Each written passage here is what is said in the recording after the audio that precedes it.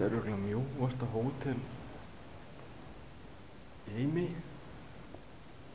Þetta er svona 5 metrar á breidd allt heila drastlið. Ljósið þetta. Já, sé þetta. Sjá hann sko. Svona breidd. Já. Ég er sko ekki að búa henni til þegar ég segi þetta sé mjög lítið. Þetta er svo skápur. Þú líka að sjá húsið auðvitað.